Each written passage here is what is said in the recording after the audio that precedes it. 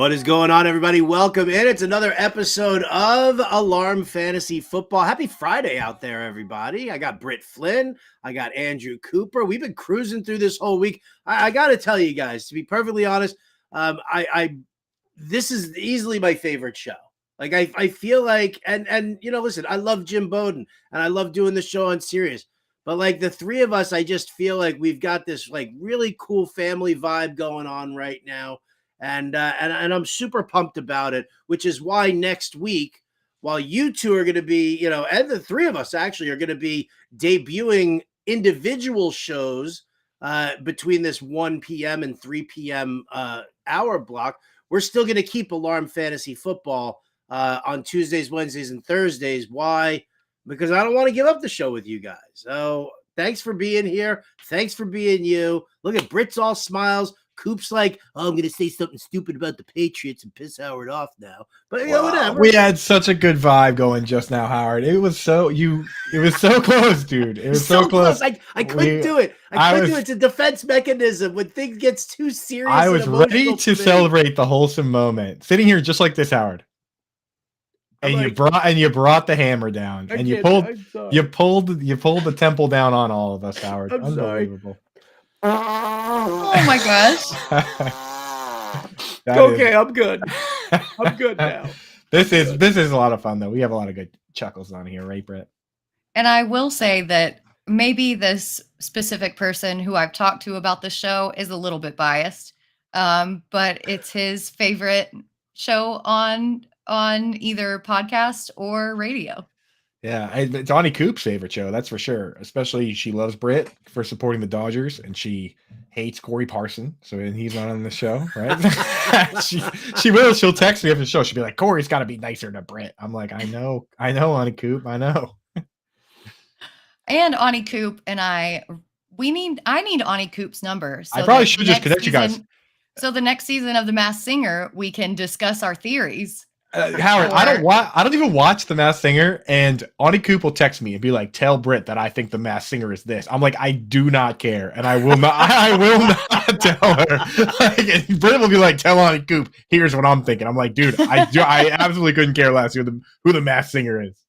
You got to set up that group chat and then quietly exit right out. I truly should do that. Yeah, but shout out Donnie Coop, she's the best. She watches all these shows, so. Well, hi, Ani Coop. Great to have you here. Thank you so much for joining. And I already see it in the chat. Chris Sellers. What's up, Sellers? There he is, dude. Yo, we got a lot of stuff to talk about here today. There's a lot of stuff going on. Now, one of the things just to kind of carry you guys through what we're going to be talking about today, so that way everybody can kind of follow along. We're going to finally talk about that staff mock draft. I've got the write-up over at fantasyalarm.com. Don't shake your head, Coop. Listen, while I was sniping you viciously in this draft, I was doing it with the sole purpose of helping the family. And we'll explain all of that as we go into it. But we're going to be talking about the staff mock draft. We're going to be talking about how the odds, you guys have been watching the show. Coop's been throwing down odds versus ADP. Britt's been talking odds versus ADP. We've been catching a lot of that stuff on the morning show and on this show. So we're going to be doing that, talking about whether or not the odds add up. We're going to be spicing things up here with our fantasy leagues. It's Flavor Friday. Britt, you want to introduce what Flavor Friday is today? Yeah, so Flavor Friday, for one, it inspired me because I've been getting way too much fast food lately, doing all these shows and haven't been able to cook. And everything that I get in fast food is just bland. It's just normal. And I end up adding a little bit of hot sauce to everything that I get. And I thought, why don't we do this to our fantasy leagues? So Flavor Friday is a way to talk about how to differentiate and spice up your leagues. I like it. I'm going to shout it out to my boy Bo McBrayer, who does the live drafts in Scott Fishbowl with me. So we've gotten a little closer. He's got his hot box batch sauce, which is absolutely phenomenal stuff there. So in honor of Flavor Friday, Maybe we'll just have like Bo sponsored. Maybe what we'll do on a Friday is we'll end up bringing Bo on as a little bit of a guest. We're also going to be doing a little bit of a debate here tonight, which I love this debate. The question at hand, and you guys can chime in the chat, does PPR scoring dilute the strategy in fantasy football? And I am 100% all in to discuss that. Plus, if you guys ask some questions over at the fantasy football subreddit, at Coupe Fiasco. What's your Sauce McFloss? Is that your Reddit no, name? that's my Xbox name. I'm a man of many names, Howard. You are. My name on Reddit is Coop. There it is. Coop. There it is. Which is also wonderful. Did you ever hear me and Jim Bowden interview one of the guys from Tag Team? No, I did not. You had him on? Like right when they had just busted out the commercial of Scoop. Oh, there it is. So good, dude. So we good. had him on the show because he's a big sports guy. He loves fantasy. And so we ended up, doing like a little cross promotion with him, and it was phenomenal. That's cool, dude. Coop, there it is. I love that, over on Reddit. So we're going to answer your questions throughout this show. Plus, we got another giveaway today, and this giveaway is going to be something fierce. We're talking about a $300 value. That's right. We're giving away a free entry to the fantasy championships over at rtsports.com. So get your trivia brains ready, because I think Britt and Coop have tag teamed this question. We got something really, really spicy coming up later on. So you're going to have to stay tuned. You're going to have to just stick with us for the whole show, because you don't know when we're going to drop that giveaway on you. But it's not coming right now, because what's happening right now, Coop? I don't know. I'm tweeting. Oh, well. That's right. It's time for a little bit of a top news around the NFL. Over to you. Now we go to Britt Flinn for the Daily News.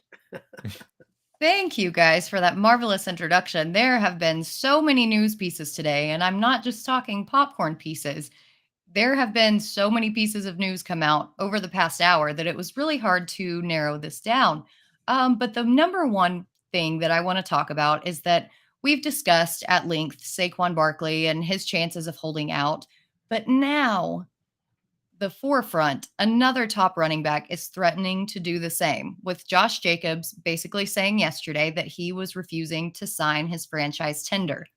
Who are we more worried about in the scheme of things, Saquon Barkley or Josh Jacobs? And Coop, I'll go to you first. Yeah, I mean, it's easily Josh Jacobs. And the difference is, I mean, they've pretty much told us what the difference is. Josh Jacobs doesn't like what they're doing over there. He straight up said that he doesn't like the direction that the franchise has been going in, and he doesn't even want to be part of that franchise. Whereas Saquon Barkley has basically said he's playing the nice guy card. He's saying, I just want to be paid properly. I'm more than a running back, which he is. I love the Giants. I love New York. I want to be here, right? They want to give me 13 million. I just want 15. Is that big a difference? Is that big a deal? So Saquon, he actually wants to be there. Whereas Jacobs, I don't think he could care less, man. And the way they used Jacobs last year, I would be sitting there and looking around at guys like DeMarco Murray, who the Cowboys absolutely ran into the ground and then said, all right, see you later. And, he went to Eagles, Tennessee, and then his career was over. Like, if I'm Jacobs, I'm saying, why am I going to bust my hump again for this guy if they don't want to pay me? So Jacobs, there is a little concern there. Whereas Barkley, I think they figured it out. I mean, I don't really, I don't fear the holdout, because while, yeah, Jacobs could turn around and be like, I don't want to be here with you guys or whatever. We all know what quitting on your team is all about, and holding out, on your team. And it's not a good look, first and foremost. And then, on top of that, who's going to want to pay you after that? Nobody's going to want to pay you after that. I think impact wise, from a fantasy standpoint, because I don't believe that Saquon's going to hold out. Like Coop said, they're like $2 million apart.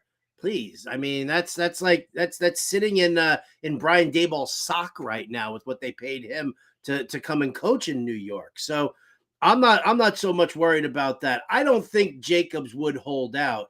What would be a bummer is and I'll say this, for keeper league people, because last year Josh Jacobs was like an 8th round pick. Nobody was touching Josh Jacobs. And even in a keeper league, let's say you were keeping like 3 or 4 guys, Jacobs was probably like a 2nd round pick the year before that. And so nobody was taking him or nobody was going to protect him. So now all of a sudden you're looking at, okay, I've got an 8th round value here in Josh Jacobs. So I want to keep him. The dude's going to run no matter, like if he plays, they're going to run him into the ground. He's not going to turn around and be like, no, I'm not going to do this because whatever. I mean, what do you really think? Do you think he could possibly do that, Coop? You think he'd half-ass it on the field? No, I'm saying you're right. That there's no such thing, right? Like you can't just go out there and lie down as a running back. It'd be the most obvious thing in the world, right? It would be. I mean, that's why I was totally in on him last year. I was like, if they're not picking up his 5th-year option, that dude's getting 300+ carries, no doubt. Well, and I think that 5th-year option is the crux of the argument because the Giants want to keep Saquon, and he still has at least a few more years, theoretically, with that team. What they did to Jacobs last season, both in not picking up his option and running him into the ground, if he doesn't sign his franchise tag and is let go and becomes a semi-free agent, we talked about it on the Better Morning Show today. How many of these running backs are already out there in the free agent pool who haven't been signed?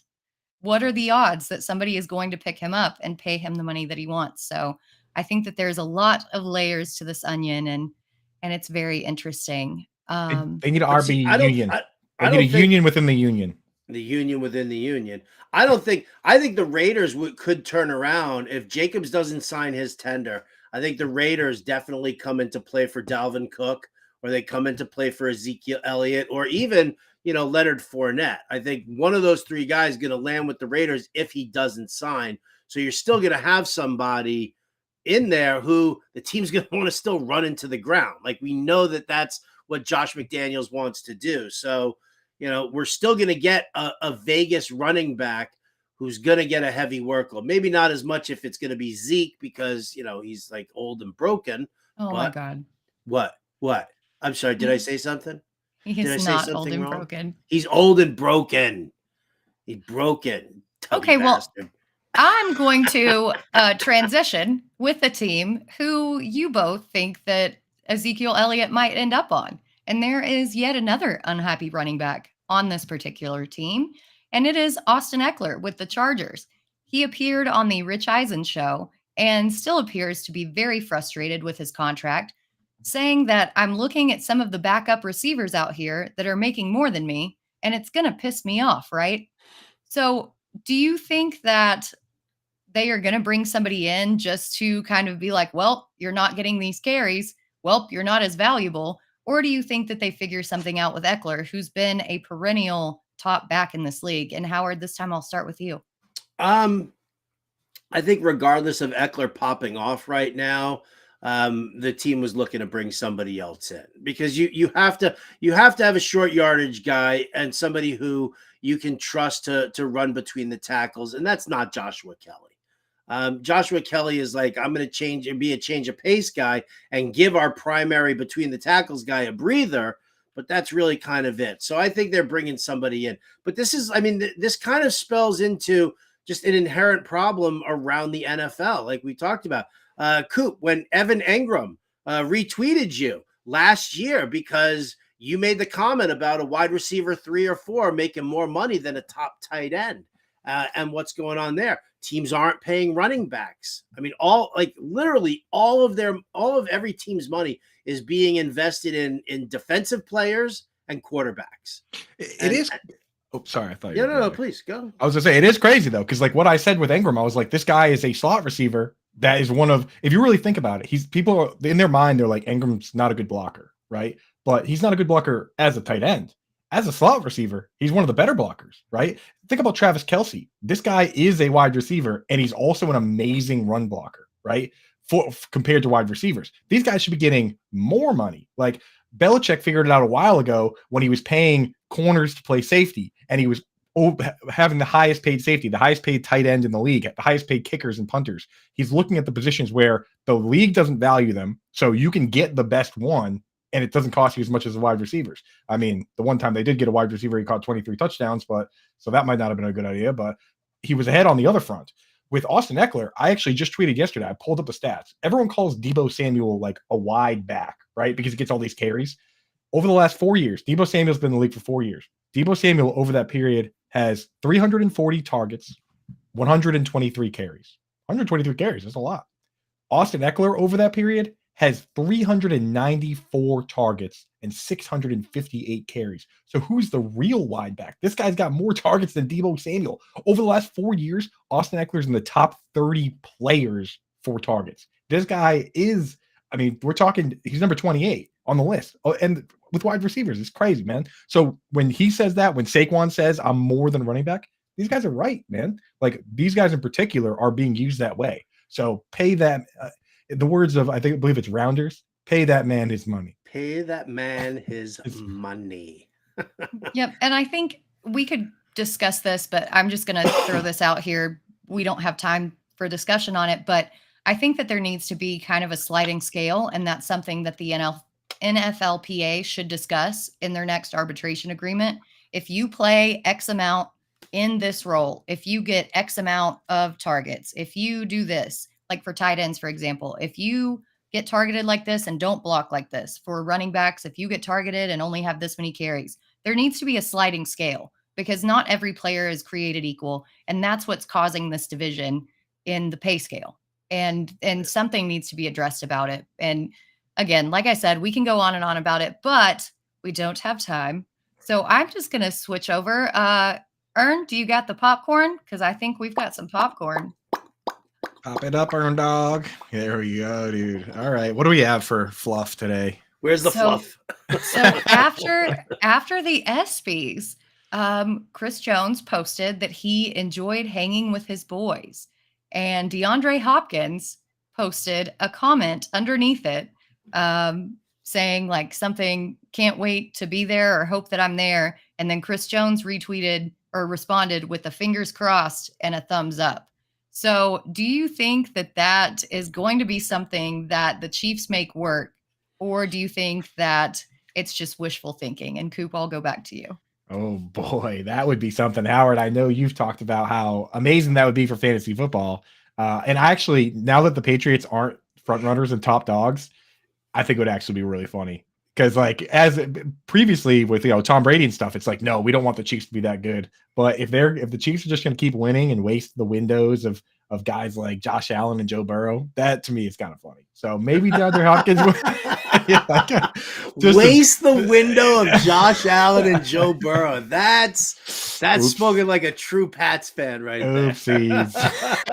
Well, and a Treylon Burks fan. Please go to Kansas City. Oh yeah, right. Yeah. For all the Chigakonkwo lovers out there. I need it bad, dude. I need it real bad. So, listen, I said this was a perfect landing spot for him, ages ago. I would love to see it happen because you know what it was? I'll tell you exactly what it's like, Coop. It's like when Tom Brady was gifted Randy Moss.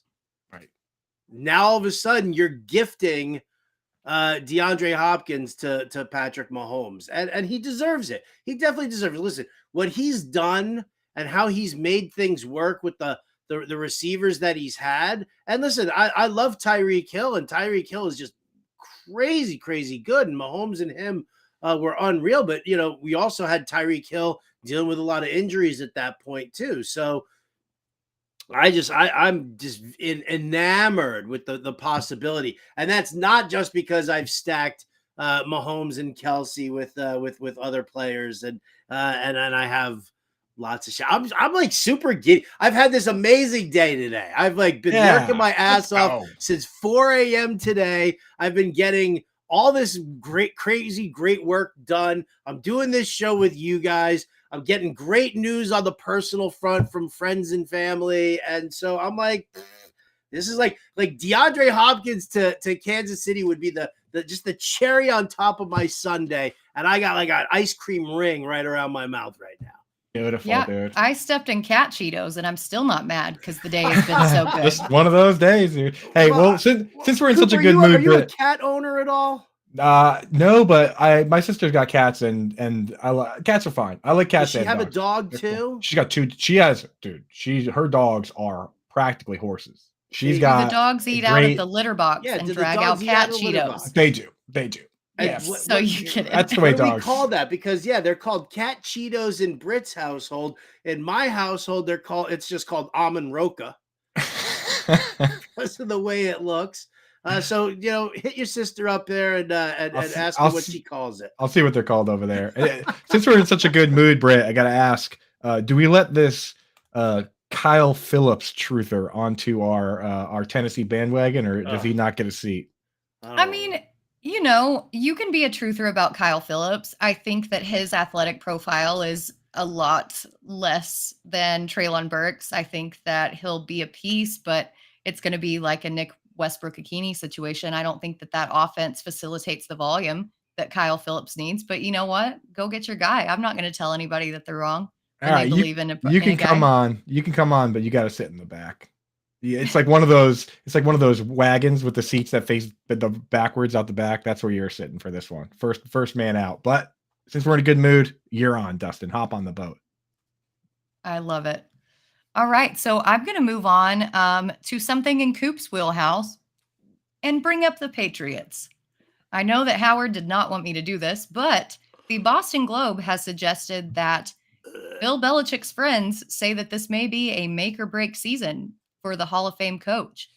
Is this just a scorned writer looking for clickbait, or is there something to this after not making the playoffs without Tom Brady? Let me take a look at who wrote this. Oh, Connor Ryan. He's actually there because there are some people. The thing with Boston is that there's a list of people that when they say something, you just say, never mind, right? Like if it comes from Michael Felger or Tony Maserati, you can just ignore it. If it comes from Evan Lazar or a few of these guys, right, then you're in. But there could be a little smoke to this. But I think I think that at this point he's kind of like godfathered in. If it's a make or break situation for Belichick, I'm wondering if maybe he's going to either retire or he's going to ask to go somewhere else. Because I just think at this point with Robert Kraft and Jonathan Kraft, there's no way they could come out and just say you're fired, right? This isn't a Jerry Jones firing Tom Landry type situation. Like he's done so much here that he kind of has a key to the city, in my opinion. So. Yeah, I don't think there's any chance they just tell Belichick, force him out or anything like that. No, I mean, I think he walks away on his own, and I think that everybody would be fine with him walking away on his own. I think he's still lingering right now because that whole like, well, Brady left you and you didn't make the playoffs and he's won a Super Bowl and that kind of a thing. But I mean, it's a different. It's so much of a different situation, so much of a different story. Tom Brady running that offense in Tampa Bay with weapons like Godwin and Mike Evans and Cameron Brate, like even the fringe receivers.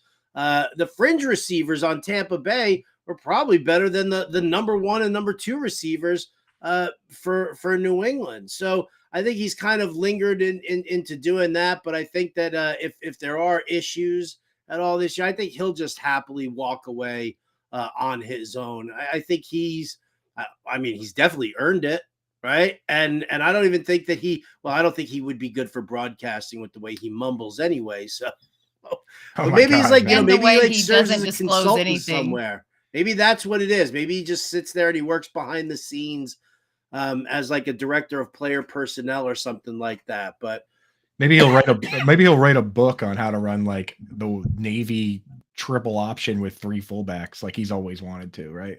Like he'll go to Navy. A tell-all Bill Belichick book would be amazing. Yeah. With the dog as the ghostwriter. I just want to know exactly what Ernie Adams did. Like, what was his job? Like, I feel like that guy was an absolute mystery man, just down in the basement of Gillette doing something top secret. But what is it that Ernie Adams worked with him with the Browns, and then for like he just retired for like he worked 25 years with the Patriots. What? And no one has any idea what that guy does. No one has any idea. What even was his title? Spygate. Yeah, Spygate aficionado. Honestly, that actually might be what he does, dude. Head videographer. Yes. Nobody knows, dude. Ernie Adams, the most mysterious man in football.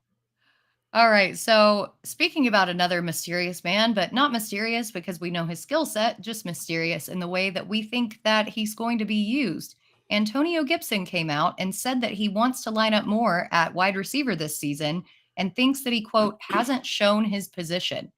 Are we juicing him even more in our fantasy drafts than we already have been? And this question is purely for me because we know that I have been juicing Antonio Gibson, but this just confirms my bias. Howard, what do you think? I think that I will just verbally retweet anything and everything Britt Flinn has said in recent times here. But I mean, listen, it makes sense. Eric Bieniemy is going to bring that Chiefs offense over. I actually had this debate with Jim Bowden on the alarm show yesterday. He's like Mr. Brian Robinson. He thinks that Brian Robinson is going to be or can be or should be a 3-down back for Washington. I'm like, the dude doesn't catch passes, right? I mean, his yards after contact are not great either. So, I think that Gibson is much more of a dynamic player than Brian Robinson. The thing is that he has been completely misused in this offense since the day he showed up to camp in Washington. You can't tell me that a hybrid wide receiver running back from Memphis, all right, is going to come into the NFL and you're not going to target him at all. So I think that was kind of an issue there. I don't think he fit well with the scheme. I think he fits well with Bieniemy's scheme. So we'll see what happens here. I mean, obviously, yes, he wants to line up more as a wide receiver because who else is there? You got Terry McLaurin, you got Jahan Dotson. You need somebody else in there. So you might as well try and use Gibson at the slot. No, yeah, that's what we say every single year. And we convince ourselves every single year. And I fall for it all the time. And it never, ever happens. Tony Pollard, going to play the slot. Kareem Hunt, going to play the slot. The only wide receiver the only running back over the last 5 years to run even 100 routes from the slot was Tariq Cohen. You know who the leader is over the last 2 years in running back slot routes? Kyle Juszczyk. There's insane. Running backs do not play the slot. That's not fair. Last year Christian McCaffrey was one, obviously, because he's probably the only dude that actually can play slot receiver because he's amazing. Number 2 was Juszczyk, right? And on the list at 4 was Patrick Ricard, another fullback. It's like running backs don't play slot.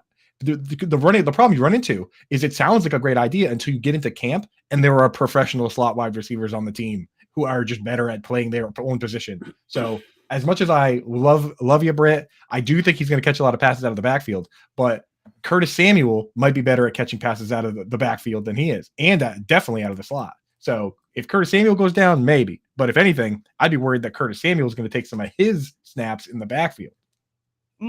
Well, you brought up Tony Pollard, but Tony Pollard, even though he didn't line up in the slot, still had 55 targets last season. That's fine. And I think that is really going to lend itself to, even if this scheme doesn't work out exactly how we think that it's going to work out, he's still going to get targets. He's a good receiver. I think they're going to get targets, but playing slot wide receiver is the dream that everyone, like every year, it's like he's going to play wide receiver, and then they don't. Every time, any position there, right? Kyle Pitts. Oh, he's going to be in the slot the entire time. He's not going to line up as a tight end. I'm going to throw this to you, Britt. Would you rather invest in Samaje Perine as the pass-catching back in a Sean Payton, Joe Lombardi system, or Antonio Gibson in Eric Bieniemy's new system in Washington? Okay, so if you're asking me just straight up, like no ADP involved, it's going to be Perine. Okay. But there's still been such a gap between Gibson and Perine that I've been able to get both of them. So just cue that meme. Why not both? Why not both? You know who's third in slot snaps? The guy that I like in that range, Devin Singletary. Why is Devin Singletary playing the slot? I don't know. I like him too. But they got Tank Dell, and Tank Dell's going to be it. But anyway, we've got to move on. We've talked enough. Little tiny Tank Dell. He's the quintessential slot. He's a tiny man and who's fast. Like I got some Tank Dell on me. Anyway, speaking of Darren tiny men, right here too. There he is. I've been looking for you. Oh, hi, Danny Woodhead. He's all the way down here.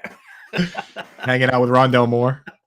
Speaking of tiny men and tiny children, former Chargers quarterback Phillip Rivers is expecting his 10th child. He can now field a football team with There it is. his family. Do Unbelievable. you think that should factor into any of his Hall of Fame consideration? Because that man... In his Hall of Fame consideration? He's definitely in that. It's him versus Antonio Cromartie right now for the go when it comes to having kids, right? I'm going to say it's a loaded question. And this is probably going to be massively offensive to the entire world there. But when it comes to this story, I think the true Hall of Famer is Phillip Rivers' wife's vagina. All right? Because squeezing out 10 kids, come on. That's putting in work. 10 kids, dude. That's wild, man. I've got friends who had like 2 kids, and the second one comes out and they're like, I should not have done this again. I swore I wasn't going to do it. I didn't want to do it, and I just did it again. I cannot imagine this poor woman in 10 kids. I'll tell you what, if inflation doesn't come down, Phillip Rivers might have to suit back up next season because he's going to go broke on Easter. Like, well, the egg. Have you seen egg prices, Howard? With the 10 kids, dude, he's gonna have to suit him back up, brother. Right? That many eggs in this economy? In this economy, dude? Yeah. Yep. No, exactly. But I just wanted to throw that in there because that was funny. Do we know Phillip's kids' names? Are they? Is this like George Foreman, where all the boys are named Phil and all the girls are named Filipina? It's like Rugnet Odor, where everyone's named Rugnet Odor. Have you ever seen that? His brother, his dad, his uncle. Angie Hatfield in the chat right there. 100. His wife is the MVP. She's so the MVP. True, truly. She's so. Can we bring that picture? I want to see that picture again. Bring that picture back up here. His family's beautiful. His family is gorgeous, absolutely. But look at the look of fear in his wife's face. Like you can just see that right now. She's like, really? I got to do this again? Oh no! Little Tanner and Connor and Hunter and Banner and. Oh man! It is a beautiful, beautiful family, 100%. But wow, that's brutal. Stay off her, Phil. That's brutal. Oh man.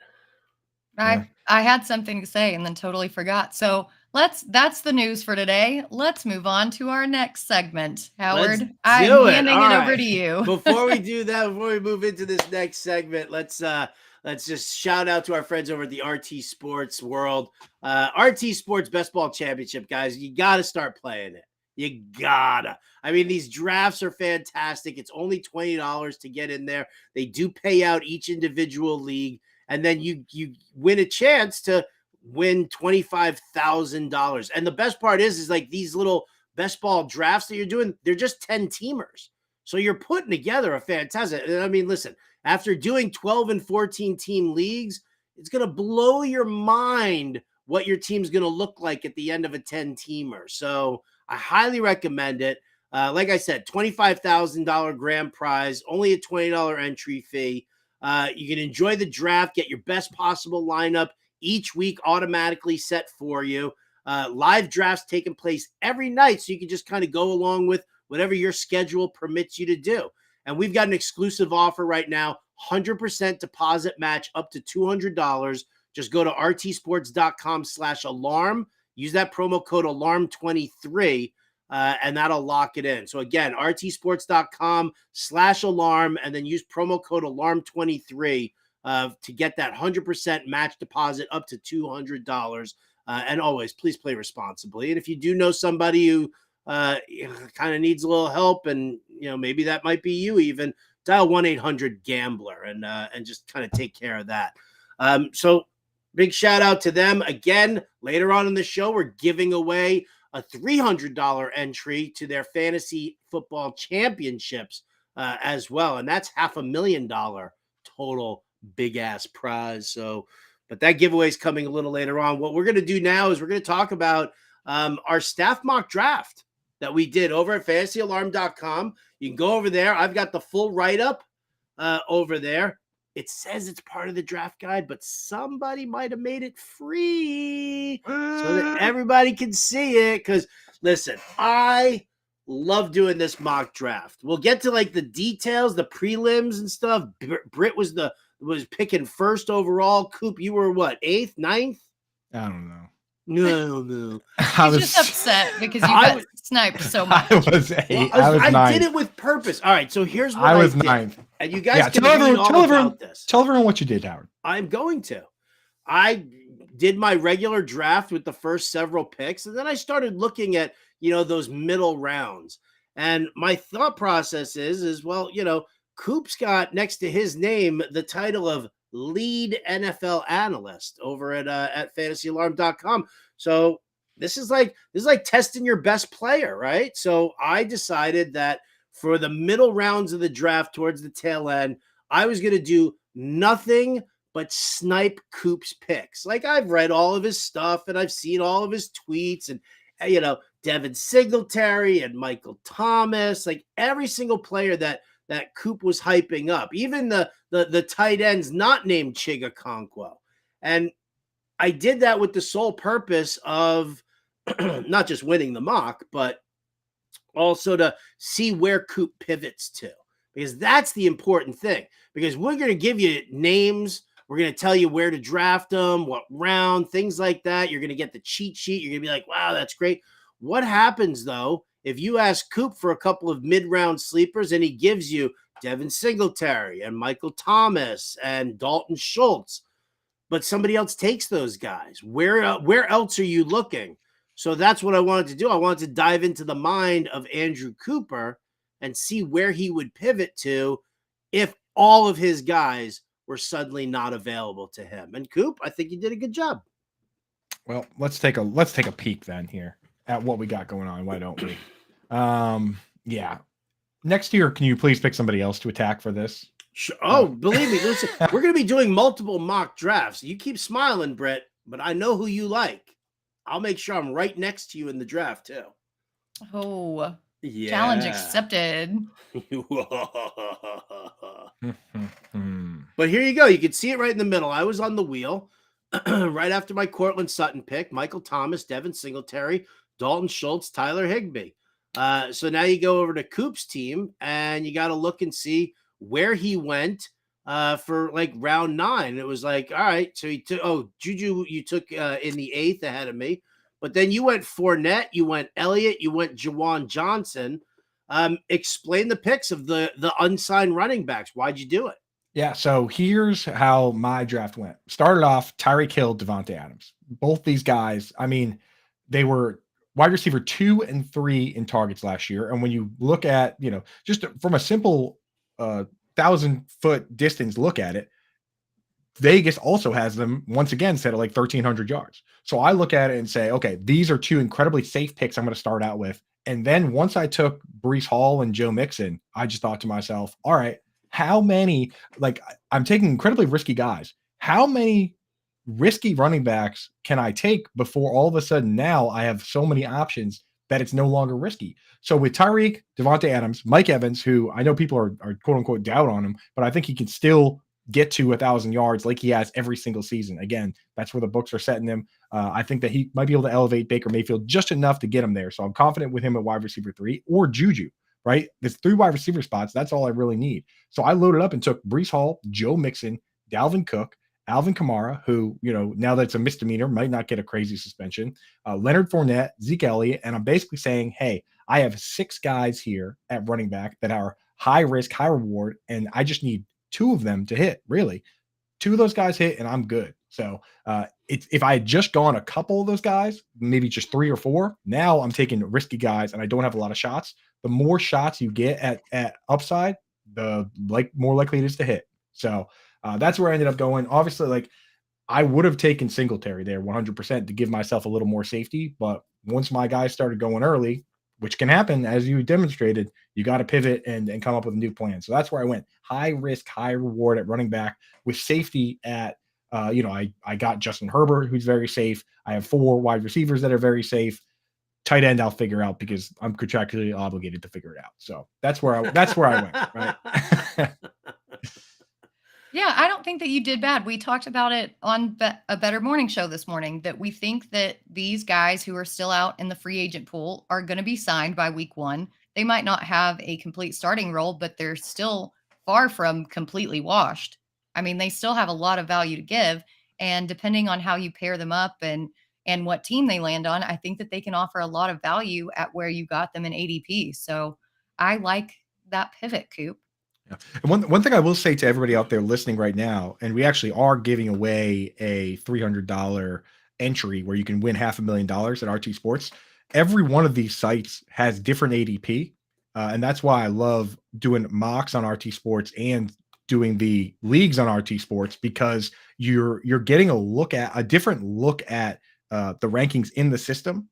So the first thing I do, and Howard taught me this the first time I did a mock on RT Sports, because Howard was pulling all these guys from way down in the ADP, way down in the rankings. And I was like, damn, I didn't even see that guy. So now every time I go on this site or any other site, I go in and I put a bunch of guys in the queue, right? And I start thinking about them too extra early. Whoever wins our giveaway here, or anybody that just wants to get in on it, you can get a huge advantage compared to everybody else, that's not used to these ADPs. So that's why I love doing the mocks on RT Sports, and I love getting into those big contests because you can take big advantage of that. Yeah, that's definitely something, and that's a lesson to be learned for everybody out there. Oh, you've got 10 leagues on Sleeper. Okay, that's great.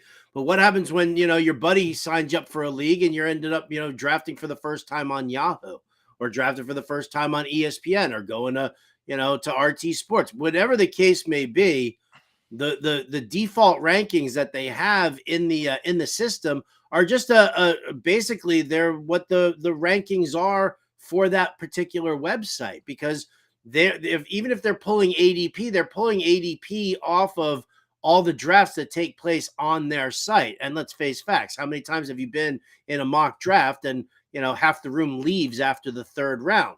Then what happens? Then everybody goes on to auto pick, and it's just pulling off of the site's default rankings. So you always have to make sure. Which is why I hate when people jump into a draft and they go into the room like 3 minutes before the draft is actually about to start. And then they're like, the first comment on their in their minds are, whoa, what the hell's up with these rankings? Right? Yeah, I'm looking at you, John and Pemba, during the mock. Yeah, you chimed in with that. Come in early, find the deeper guys, see where everybody is on this, and make sure that you move them into your queue. So that way it's fresh, it's right there, and you can do that.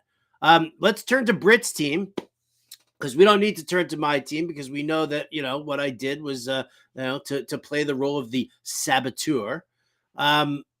Hey, that was my nickname as a freshman in undergrad. That's Saboteur. Funny. Wow. The saboteur. My psych professor gave that name to me. Oh, interesting. Very it's all making sense now, Howard. Right, gonna jot that down. Before we go to Britt's team, I just want to give shout out Better Boss saying move Richie James up. I actually have been meaning to tell you, because I know you are the number one Richie James fan. There's some new stats out there that are the expected stats, where you see them in baseball too, where it's like, if everything were independent, what the outcome would be, which a lot of them take machine learning to do. I was looking at the NFL's next gen stats, which is basically a catch rate over expected to come up with the most reliable pass catchers. Number one on the list, based on this machine learning metric, was Richie James. I was like, I can't believe this. Like, the rest of the list is good players too. It's like Cooper Kupp and T. Higgins and Devonta Smith and Stephon Diggs. Number one is Richie James. So, hey, maybe you're onto something, Better Boss. Maybe you're onto something. Or maybe we're just going to say that the next gen stats need a little bit of work. A little tweaking. Tweak. Just wrench it just a little bit. Sorry to interrupt. Britt, tell us what went down over at, you had the first pick, right? I did. So I'll add my comments on the Richie James take later, because no, you can't set it up like that. I want to hear the comments on the Richie James take. Yeah, let's hear it now. I just think maybe that with the Giants receiving core, the results may have been a little bit skewed. The saboteur strikes again. The saboteur, ladies. Yanking the heart out of our own Matt Deutsch. Unbelievable. I'm not saying definitively. Unbelievable. Again, I need Britt. to look into it more, but I'm thinking that maybe that's the situation. You But no, don't need to look into it more. So going with number one overall, and we're going to talk about this a little bit later in our next segment. But I was really debating taking Justin Jefferson or Jamar Chase, because according to Bob Lung, who does the consistency guide and puts on the Fantasy Football Expo and just does excellent work all over the place, he believes that Chase is the more consistent of the two and has the higher upside. In this mock, I didn't want to just kind of go crazy like that guy taking Tim Tebow in the first. You know what I mean? I just wanted to go consistent. I know that Jefferson has a high upside. Whether he ends up as 1 or 2 is kind of immaterial to me. So I went with him. And then I kind of just did what I do in a lot of my drafts. I got my anchor in third. I got a very high upside quarterback, and then started filling out different positions. I got Gibson and Pirine in back-to-back rounds, like I spoke about earlier, which I love. Handcuffed Najee Harris with Jalen Warren. Had to take Kenneth Gainwell because if I hadn't, Sellers would not have shut up about it. And was he like breathing down your neck during the box? Like, take Gainwell. Like since like the 5th round, he's like, take Gainwell, take Gainwell. Putting fingerprints on the screen, just like poking. Here, right there, take Gainwell. Yes, I literally wake up in the middle of the night and hear screams, and it's not a banshee. It's just somebody going, Gainwell.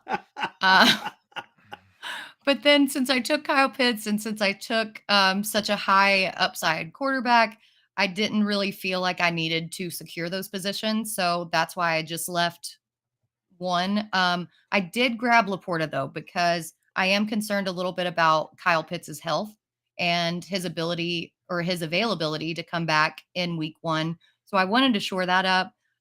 With that Laporta pick, Howard, I needed a tight end, and Howard knew it. He smelled blood in the water, so he went back to back Schultz and Higbee. So I was like, just a quick thought process here. I went Leonard Fournette, and then I was gonna take one of Schultz or Higbee. Howard took them both, so I was like, screw it, I'm taking Zeke. And in my mind, I'm like, I'm just gonna get Laporta next round. And then you took Laporta, so the two of you guys at the ends of this draft, man, just completely skewered me.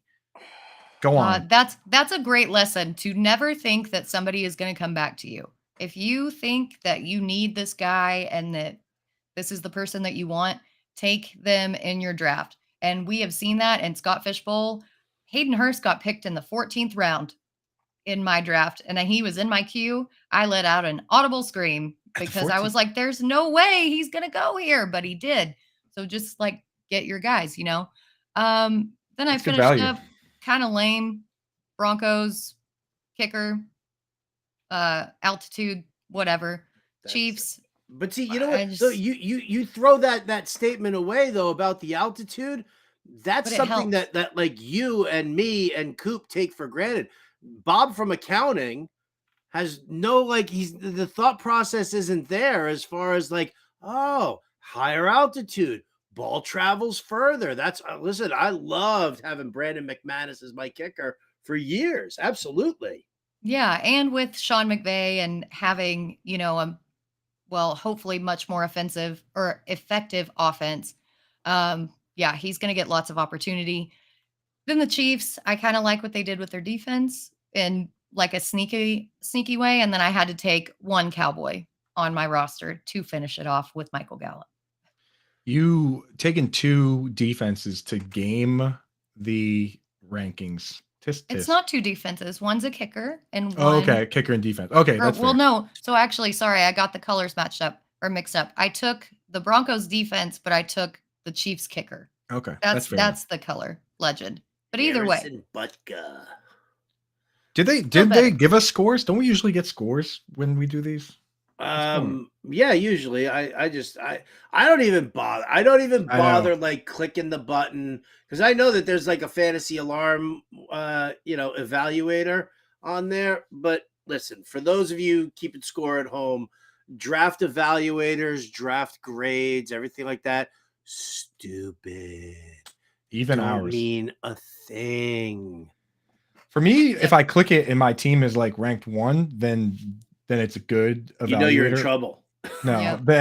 if Yahoo gives you an A+, then you had a terrible draft. I'm telling you right now, if anyone gets an A+ on Yahoo, because you have to draft like 2 kickers and 2 defenses. Like if you get an A+ from Yahoo, then pack it up, dude.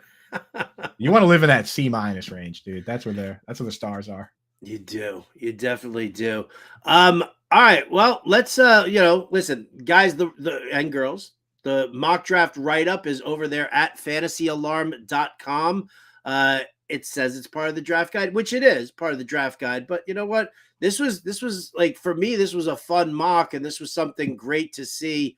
Like, watching Coop's reaction. Again, yeah, Britt, we'll do another mock next week, and see what happens. watching you. I got you. Make your Twitter private the week before. That's the trick, dude. Because my tweets, Howard was posting my tweets in the article. In the article, read it. I had to do it. So, but go and check that out. No doubt about it. We'll be doing more mock drafts as the draft season continues. In the meantime, here, let's talk about other draft season tools that we like to deal with. And here we go. We've been talking a lot about what the Vegas lines look like, what the ADP looks like. Who wants to start this one off here? Which one of you? Britt? I'll just jump in because I know that Coop has been looking at Vegas lines as far as like yardage and things like that, but I wanted to look at the Vegas lines as far as like offensive player of the year and kind of compare that to ADP. Mm-hmm. And I found some really interesting nuggets in here. And I just wanted to see if you guys agree with what Vegas is saying or with what the ADP is saying. And all these odds are coming off FanDuel, but the first one that I saw that just jumped immediately right out at me was Jamar Chase at plus 1,200 has better odds than Justin Jefferson at plus 1,400 for offensive player of the year. And that kind of goes back to what I was saying about the mock draft. I was debating taking Chase over Jefferson. He's the consensus 101, but should we be open to Jamar Chase as possibly the number 1 overall pick? I'll go first because I know Howard has the full take because I've seen Howard take Jamar Chase at 101. So I know that Howard is in there, but I'll just throw this in there in terms of these awards, in that these old heads that pick the awards, they simply cannot separate wins from the equation. The success of the team is always part of it. And with MVP, it's often the tiebreaker, right? But they simply can't get it out of their heads that it's an individual award. So if these guys are both amazing and the Bengals are better than the Vikings, then the old heads are going to give the award to Jamar Chase. I think that's why the odds are a little better for him. But Howard, go ahead and tell us why Jamar Chase is the 101. To me, Jamar Chase is the 101 here. Listen, there's a lot of stuff going on right now with Minnesota that's still kind of left up in the air. We know that they're going to want to force feed targets to Justin Jefferson 100%. But what you're also looking at is the fact that you're relying now on maybe it's Jordan Addison, a rookie. Maybe it's KJ Osborne, kind of a unproven, better off in the slot kind of a guy. And yeah, there's TJ Hawkinson there. But what you're looking at is you're looking at double teams. You're looking at top corners. You're looking at floating safety help. You're going to do all of this here against Justin Jefferson, not to mention the fact that, Kirk Cousins is the guy throwing him the ball. So in Cincinnati, yes, there's competition with T. Higgins and Tyler Boyd, but we know that Burrow and Chase have that relationship. We've seen it before. What we've also seen before now is that teams are putting their top corner on T. Higgins so that they feel more comfortable about floating the safety help on top of Jamar Chase, and we saw him burn that kind of coverage time and time again. Joe Burrow is a better quarterback than Kirk Cousins, and I feel like what we're seeing here now, Justin Jefferson was phenomenal last year, but are we saying that he's going to do exactly the same? Are we saying that he's going to plateau at that level, or will defenses be continuously keying in on him more and it kind of pulls off? You don't have that, luxury going up against the Cincinnati Bengals. They're more, consistent stronger receiving weapons around Chase, who is just a dynamic performer of his own right. So, yeah, I mean, I think to me, I think Chase has another gear to kick into. I think we've seen the ceiling for Justin Jefferson right now. Any sort of, I gotta say real quick, in any sort of keeper or dynasty, especially, I don't know how people could have Justin Jefferson ahead, because this Bengals team is built. It's done, right? They completed it, and they're all young. Joe Burrow is 26. Kirk Cousins is going to be 35 next year, and the temple is crumbling around them over there. Justin Jefferson, no matter what happens, he's not going to have Kirk Cousins for the next 2, 3, 4, 5 years, whereas Jamar Chase and Joe Burrow might play together forever. So in any sort of dynasty or keeper, it's Jamar Chase by far. And they're best friends. And you know how we love a best friends narrative. Something else that also stuck out to me was that Nick Chubb is at plus 2,000, but he's the second running back behind Christian McCaffrey at plus 1,600. But he's going as the RB6 to McCaffrey's RB1. And this is kind of hinting at a segment that we've got going on next hour. But are we letting PPR scoring skew Chubb's value? And Howard, I know how much you love Chubb, so I'm going to go with you first. I do love me some Nick Chubb. There's no doubt about it. Happily, listen, you know what? Like Kevin Tompkins and I, we fought, right? Nobody saw it. We didn't publicize it. Nobody got video of it, but we fought over that whole Nick Chubb's not a league winner kind of a thing. Listen, that's the problem, is that everybody is so hell-bent on the PPR format of saying, you know, a running back who doesn't catch passes is useless. The dude ran for over 1,500 yards last year, double-digit touchdowns. The dude is an absolute stud. He is the bell cow back. They've had Kareem Hunt. Remember how the last 2 years, Kareem Hunt's going to eat into Nick Chubb's work. But how much work did Kareem Hunt actually eat last year? Like nothing. None. We even saw Nick Chubb catch some passes before. It astounds me that people are so committed to the PPR format that they're going to overlook a talent. Because I'll tell you what, Nick Chubb is without question, to me, the best pure runner in the NFL. The best. And yeah, listen, I love the fact that people are against it. I don't know why they're against it. They come off really dumb when they start debating me on that, and I'll leave it at that. So listen, give me all the crappy odds on Nick Chubb you want. I'll take them every time. Yeah, and the only thing I didn't like about your rant there, Howard, is that you put to me in there.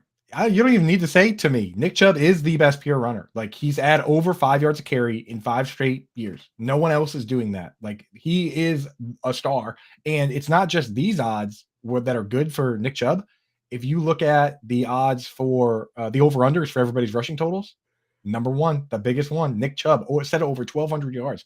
Vegas is willing to say this guy's going to have 1,200 yards. That brings back RB1 money every time. I mean, I've said it before that if you have a big money hometown league where it's like $250, $300 buy-in, draft Nick Chubb and you can hedge your bets. You can buy insurance. Just bet that he's going to have under 1,200 yards. Because if he has more than 1,200 yards, you're in a very good position to win that league. And if he has under 1,200 yards, that probably means he got hurt and you collect that insurance money. What, put $50 down to win 50 if he gets hurt? That doesn't feel so bad. Yep. And I just want to address something that Dustin said in the chat, that he finished as RB6 last year on a career high carry total and close to career high targets. He still only had a 56.7% snap share. He was still splitting that backfield with Kareem Hunt.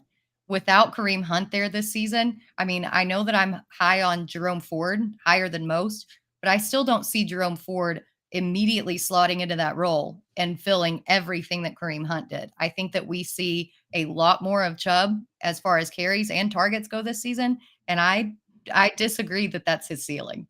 And you say close to career high in targets. His career high is 49 targets. And that was in a year when Kareem Hunt was there. It was the suspension year where Kareem Hunt played half the season. So if Kareem Hunt didn't show up and get 44 targets over the second half of that season, what does that number look like? Well, we're about to find out this year, aren't we? Yeah. Hashtag chub it up. Chub it up. There's a reason my favorite team is nicknamed Chub Rub. But let's just do one more real quick here before this hour is up. But this one is one that really stuck out to me. And I'm curious to know what you guys think. Justin Fields at plus 2,200 is the first quarterback on the board. He's tied with Lamar Jackson, but he's above Patrick Mahomes, who's at plus 2,500. So are you willing to take a chance on Fields as QB7, or do you want the sure thing in Mahomes? Coop, we'll go back to you. Plus 2,200 to be offensive player of the year. Now here's another one. This is another one of these tricks. Mm-hmm. This is another one of these tricks because Patrick Mahomes is the favorite to be the MVP, and it's very rare. Every once in a while, somebody has just a crazy season like Peyton Manning, 2013, and they just say, give them all the awards, give them both. But most times, especially in the modern era, they give MVP to somebody else, and then the voters give the next award to somebody else there. So I think that it's kind of a trap that Patrick Mahomes is beneath him, because it doesn't necessarily say he's going to be better. The reality is these other guys have much better odds to win the other award. Now, I will say that I'm drafting Justin Fields for two reasons. The first reason is the obvious one, because the rushing upside and everything. The other reason is because John Impemba said so. And that dude, when it comes to quarterbacks, he's right every single time, man. When he fades Baker Mayfield early on, when people were fired up about his rookie year and stuff, you listen to him. When he says draft Jalen Hurts in every league last year, you listen to him. And when he says draft Justin Fields, you listen to him. So if he's in on Justin Fields, I'm in on Justin Fields. It's as simple as that. Yeah, I'm in the same boat. I was having a conversation with John on one of the shows, and he's like, what you should also take notice is look at the parallels between him and Justin Fields, Jalen Hurts. I mean, if you take a look at the parallels there, it's like they went and they got him his number one wide receiver, just like they got Hurts his number one wide receiver. He was doing comparisons for rushing and first year, throwing yards and all that stuff. So yeah, I will definitely draft Justin Fields where I can, but I won't do it at the expense of Patrick Mahomes. Like Patrick Mahomes, I mean, that's just, one of the things. I mean, we're just talking in relation to the question here, Coop. I'm just shut up, man. I know I'm saying and I'll just this is such a sucker bet, though. It truly is. Like, they're going to get people to bet on Patrick Mahomes to win an award that he's going to win a better award. He was at plus 3,500 on DraftKings like a week or so ago. Right. I'm so glad that Coop brought that up, because that was the exact thing that I thought. I was like, this is a sucker bet. Mahomes is going to win MVP, and then everyone's betting on him to win Offensive Player of the Year, thinking that he can double up. And John's in the chat. He put up a great stat. 2018 was the last time a quarterback won Offensive Player of the Year. So I think we reserve MVP for quarterbacks. The Offensive Player of the Year is for everybody else. And yeah, it is a little bit of a sucker bet. So this is why you watch the show, guys. We don't want you to get tricked by Vegas. We want you to keep your money and make money. There you go. There you go. All right. We'll be dipping into more odds on awards, odds on props, and in relation to ADP as we go along. When we come back, I want to dive into something Britt created called Flavor Friday, ways to spice up and differentiate your league. So we'll come back to that right after this message from our friends at the FFPC. Breece Hall right now, and I've talked to plenty of high-stakes players, I'm sure you have too, Kev. Had Hall not torn his ACL last year, he might have been the 101 in drafts this year. That's how good he was looking last year, and obviously with the addition of Aaron Rodgers. At the 305, running back 11 behind Derrick Henry and Ramondre Stevenson, right ahead of Jahmyr Gibbs and Najee Harris. Your thoughts on him as a mid-third round pick? How have you been attacking him? Have you been getting him at that spot so far this year? Yeah, if I start out with two wide receivers, Breece Hall is right at the top of the queue coming into the third. If I knew he'd be healthy for week one, I was still a little. Well, he'd be going higher than the mid third. Right. He may go 101 or RB1 at least. Yeah. But I don't think we know that. Even if he's healthy in spring and the summer, I still like if I'm running a team, if I'm the coach, I'm bringing him back slow. Like he's on a pitch count. Like I want him for the end of the season because I got Aaron Rodgers for the playoffs, right? Like even if he's fully healthy, I would work him in slow. But that is actually what you want. Like he's still going to get the high value touches. So yeah, if we know he's healthy, he's a first rounder. So like if he's sitting there in the third, especially when I get 2 wide receivers to start, I'll take Hall all day. Yeah, it almost makes you think that the uncertainty with Breece Hall has made him unfairly fall too far, right? Like because we're talking about the team here in June. They're still hoping that he's ready for week 1. This is not, oh, we'll see what happens. Oh, we're taking it day by day. Oh, we're liking how he's coming along. No, they still think by week 1. And the fact that we have that timeline, I think, maybe bumps him up, especially as the drafting season gets deeper and deeper here in July and August. Maybe we start seeing him go up the boards as well.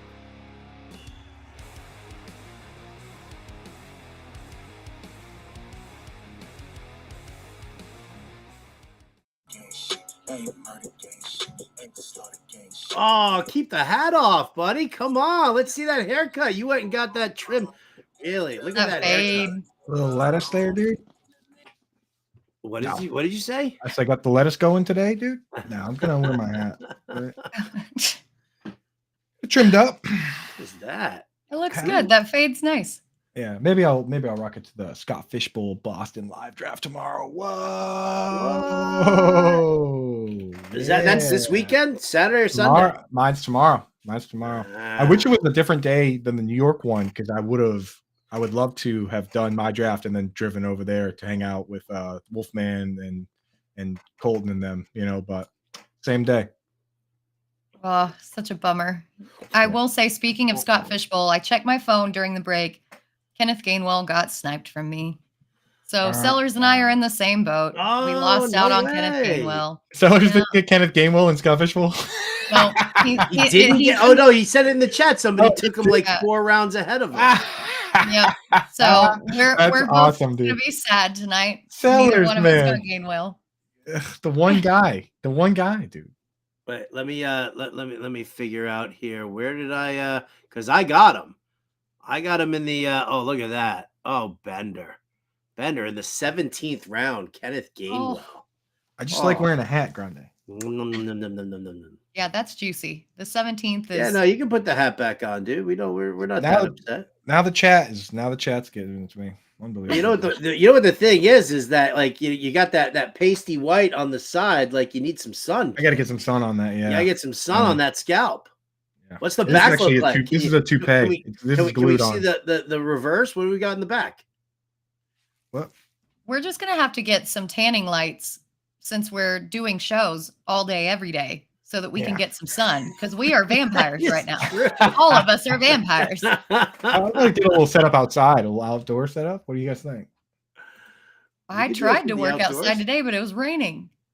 Oh. All right, welcome back in, everybody. Howard Bender, Britt Flynn, Andrew Cooper, right here on the Alarm Fantasy Football Show. We got a lot coming up here in this hour, including a giveaway. RTSports.com, $300 value entry into their fantasy football championships. We're going to be dropping a trivia question. Britt, you've got the trivia question handy, don't you? I do. It's all in my brain, but it's also on the sheet. Ooh, all right. So we're going to get to that in a little bit. Mark my words. But in the meantime, Britt's got a little Flavor Friday for us here. So Britt, talk to us. Tell us what it's all about here and how can we spice up and differentiate our fantasy football leagues? Yeah. So I was thinking about it and when you only play a couple leagues, having standard normalized scoring is fine. But when you play in as many leagues as we play in, playing the same format over and over and over again just gets a little bit boring. And so I started thinking about ways to alter scoring, different incentives to include in your league, different ways to structure draft strategy. and thought that it might be interesting to talk about that so that for the other people who play in a million leagues like us, that maybe make it a little bit more interesting. All right. So Pemba, you didn't send me a fantasy alarm hat. Unbelievable. I thought he was talking to me, right? That's why I was like, all right, here we go. Sorry. I've been telling you guys. My bad. I got my tight end whisperer hat that Ani Coop made for me.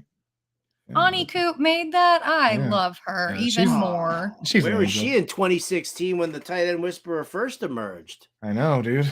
Thanks a lot, Ani Coop. We'll have to get you one too for the brotherhood tight end whisperers. Brotherhood of the tight end whisperers. All right, well let's talk about ways to kind of set things up. What give us some options here, Britt, that we can vote on. So maybe we just do a staff league and we spice it up that way. Yeah. So one of my favorite leagues, I mean, there are crazy things that you can do. You can do bonus scoring for big plays, which I've done before. But my favorite different league that I've played in, it's my big money home league. It's a bunch of old former bartenders. If you're still in the chat, yes, I'm talking about you.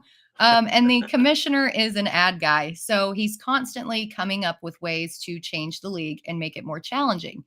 Among some of the things he does, which is adding positional IDP players. It's not just one IDP spot. You have 5 IDP spots. We also play one head-to-head matchup and one points matchup, meaning even if you lose, but you're still the top 6 in points, you can go 1-1. So it gives you a little bit more leeway to win, not just based on luck, or if you're, somebody goes off against you that you're playing with. He also awards trophies based on, for example, the highest scoring player of the week. And then he takes trophies away if you get a 0 on your roster, or if you're the low scoring team of the week. So these trophies kind of act as a tiebreaker for the playoffs and can also help determine seeding and bonus fab going into the playoffs. So there's really a big incentive to continue playing throughout the season, to not just kind of cash out when you're like, oh, my team sucks, everybody's hurt, I'm done with it. And it's a really fun way to just keep everybody involved throughout the season.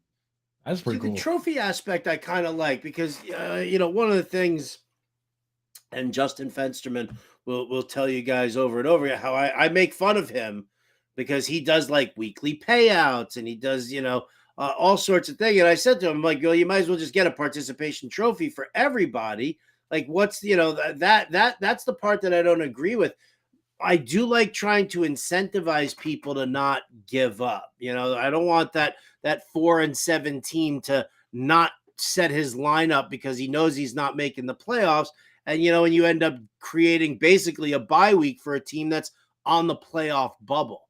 So I do like coming up with different ways to incentivize people, in that fashion. And the trophy aspect of it does that without affecting the pot. Like if you have, what I'm saying, if you have an entrance fee of $100, that's still going towards the winner of the league, as opposed to, the winner of the league wins like an extra $200 because you've made payouts to everybody throughout the entire season.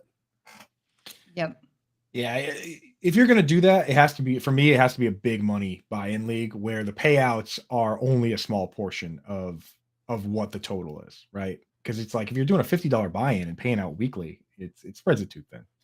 My favorite wacky rule that one of my leagues has is my hometown dynasty league. It's 12 my good buddies, and the rule is this: if one of your players gets released in real life while they're on your roster, you need to take a video of you chugging a beer and send it to the group chat. So that's what I'm about. Every August, it's a bloodbath when teams start cutting their rosters down. Every August, it's like people are like preemptively dropping players to waivers so that they're not on there. Like if somebody's going to get cut, you drop them before they get cut so you don't have to chug a beer. So it is pretty funny. And the roster is actually pretty deep in that league. So I think maybe once out of the last couple of years I escaped having to chug a beer, but usually you got to do at least one. I like also just to not that I'm against chugging beers because I'll do it, no problem. want to get back to what Britt said about the dual games, like getting the win for the actual win, and then getting the extra win for the for finishing in the top half of the league in points. I actually think that's like super important. I don't know if that's if that's a way to spice up the league, or at least just a way to just eliminate some of the luck. Because when you think about it, right, the schedule is not done with any kind of purpose. The schedule is just completely randomized. So there's no real rhyme or reason as to why you're playing these teams, unless you play with divisions and you say, I play everybody in my division twice, and then I have, other out of conference games or out of division games. But even that, I mean, it's just so arbitrary and such a crapshoot there, that I do like the fact of getting that extra win because of the total points. I mean, listen, I've been long championing the fact that points matter. I know everybody loves, it's head to head. It's just, straight up record against each other, things like that. But you don't play enough games in the regular season for that to really kind of take shape. Maybe if you're playing an 82 game season, well, then, you can kind of filter some stuff out there. But, if you're playing 12 or 13 weeks in the fantasy season, you have to factor in the points. And so I like that whole multi-win thing. And I definitely think that because I'm actually looking at creating a couple of new leagues, because that's what I need. I need more leagues in my life. But everybody keeps asking me about, doing new leagues, and I'm going to make sure that, that's something that I'm actually going to lock in there regardless, and just tell people, listen, this is how I'm setting up the league. There is no league vote on this. This is how we're going to track wins and total points, and this is what the playoff structure is. So spicy there, Britt. Spicy, and I like it. You know what? And I have one more thing to say about that, because it was when we got our second dog. Sellers and I were playing a matchup against each other, and we were sitting at a bar. We were watching the game. The game went into overtime, and the bartender had said, well, you guys are so close together, I guess whoever wins gets to name the dog. And his player was one of those players who went into overtime.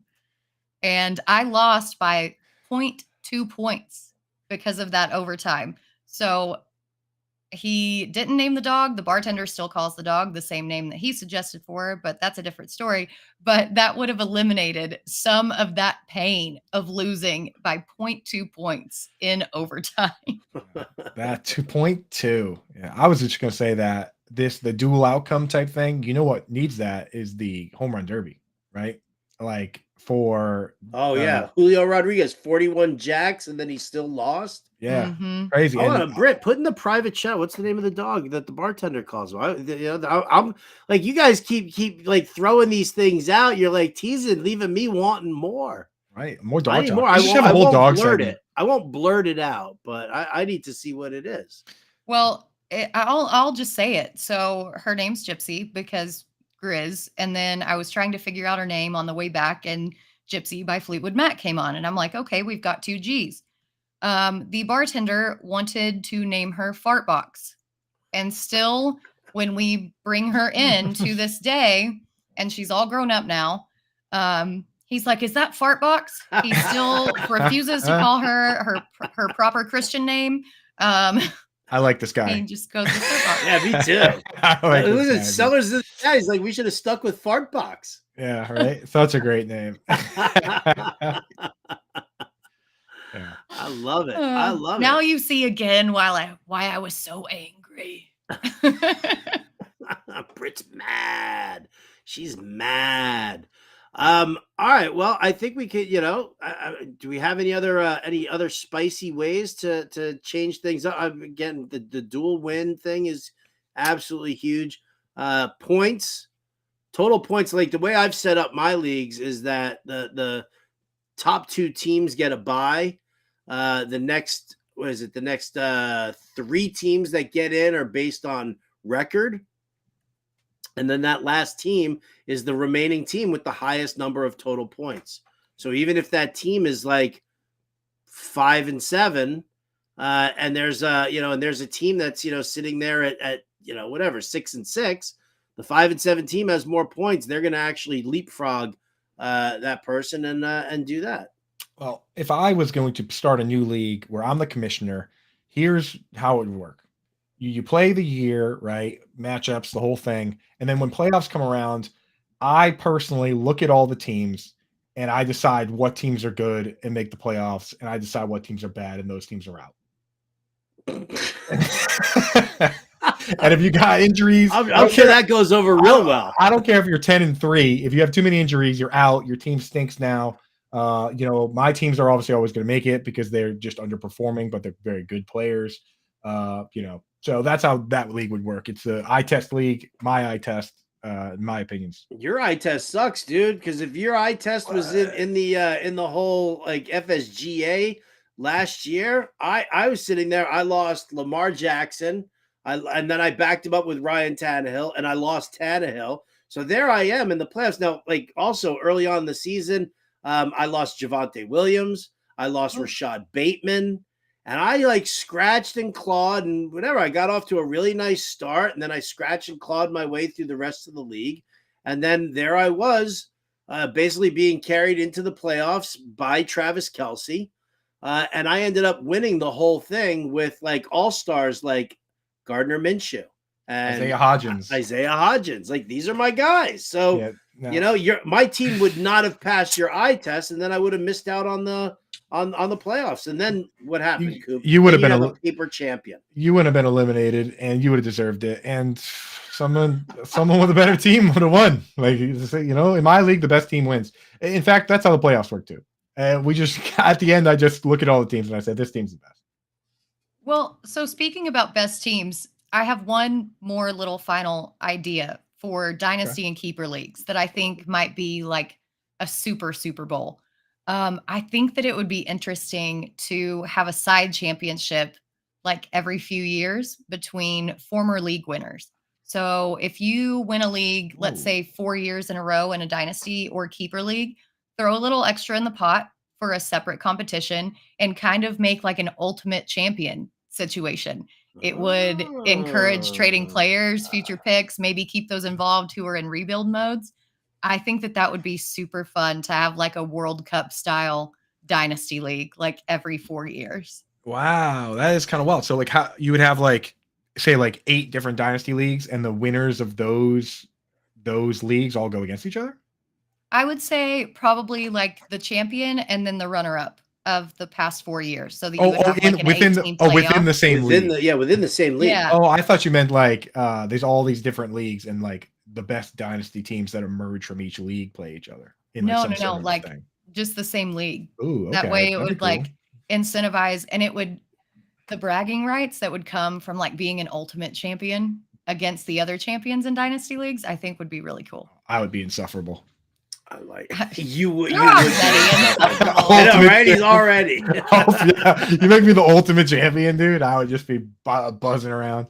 That's why I can't. That haircut's insufferable. Oh, come on now, dude. Just needs a little sun. No. I'm just envious because you got all that up top, and I'm like thinning up top, and then you just dismiss the side hair by just shaving it all off. You don't need that side hair, dude. All right. All right. So different ways to spice up your league. Again, these are great things. And listen, if you guys have questions about setting up your leagues or anything like that, listen, if you're a Fantasy Alarm subscriber, just hop into the Discord. Tag Britt, tag Coop, tag me. It'll be great. If you're not in our Discord, I don't know what the hell to tell you. Then you're an idiot and you're doing it wrong. What you can do is if you want to get into our Discord, subscribe.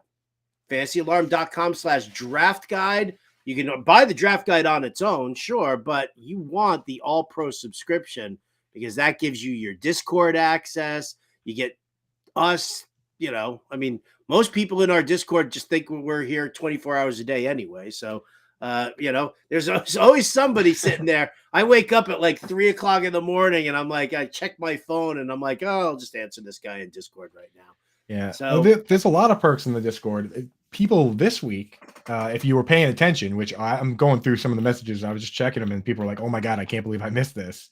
If you were hanging out this week, you got there were 6 or 7 lucky Fantasy Alarm members that got to draft with me, Britt, Howard, and an actual certified member of Fish. I believe his lights are an incredible part of the show, and he's considered a member, right, Howard? Like a legitimate member.